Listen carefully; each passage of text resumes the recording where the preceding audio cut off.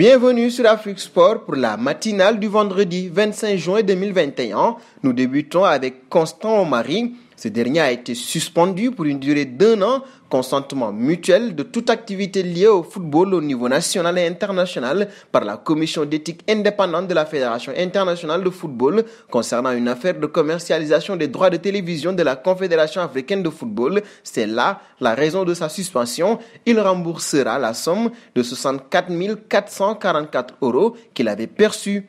Nous passons au cas Silas Ouamane Gitouka, malgré sa tourmente administrative et judiciaire où il est sanctionné par la DFP pour 3 mois sans jouer en Allemagne, assorti d'une amende de 30 000 €. Silas Katompa, de son vrai nom, est mieux au point sportif et Stuttgart compte sur lui dans la durée. Le meilleur jeune du championnat d'Allemagne est en attente d'un nouveau contrat à Stuttgart.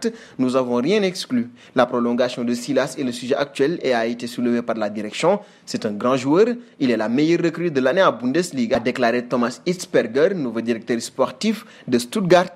Et de Silas, un pas vers Diao Baldé, encore sous contrat avec l'AS Monaco jusqu'en 2022. Le Sénégalais n'a visiblement pas envie de revenir dans le club français, à en croire la Gazzetta dello Sport. Diao Baldé Keita voudrait retourner en Italie et s'est proposé à l'Inter, un club dans lequel il a passé une saison, 2018-2019, et où il a ses repères. Le joueur se verrait mieux dans le club italien, surtout qu'il connaît bien le nouveau coach Simone Inzaghi puisqu'il l'a eu à la Lazio. Reste à savoir si Monaco serait prêt à laisser partir son joueur de 26 ans en cas d'intérêt de l'Inter de Milan. Nous passons auprès de l'UEFA. Comme évoqué depuis plusieurs mois, la règle du but compte double à l'extérieur a été abolie par l'UEFA. Désormais, les matchs aller-retour des compétitions telles que la Ligue des Champions, la Ligue Europa se décideront uniquement au nombre de buts total inscrits par chaque équipe. Un changement de règlement qui prendra effet dès cet été et qui sera donc en vigueur pour les compétitions européennes de la saison 2021-2022.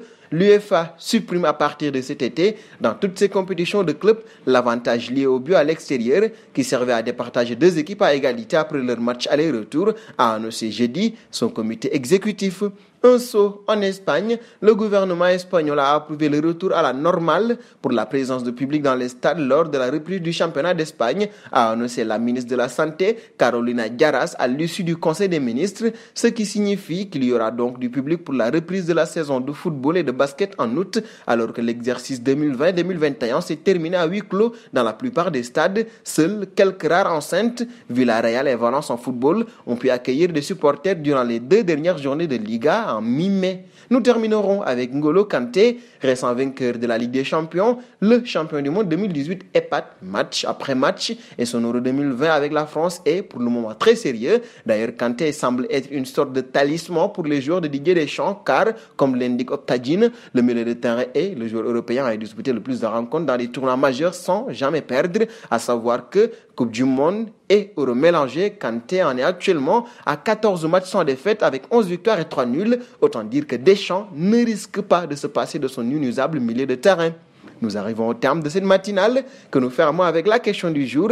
Quel conseil mercato donnez-vous à Diao Baldé Keita? Vos réponses seront attendues en commentaire. En attendant, n'hésitez pas à vous abonner sur Afrique Sport pour ne rien manquer des informations football.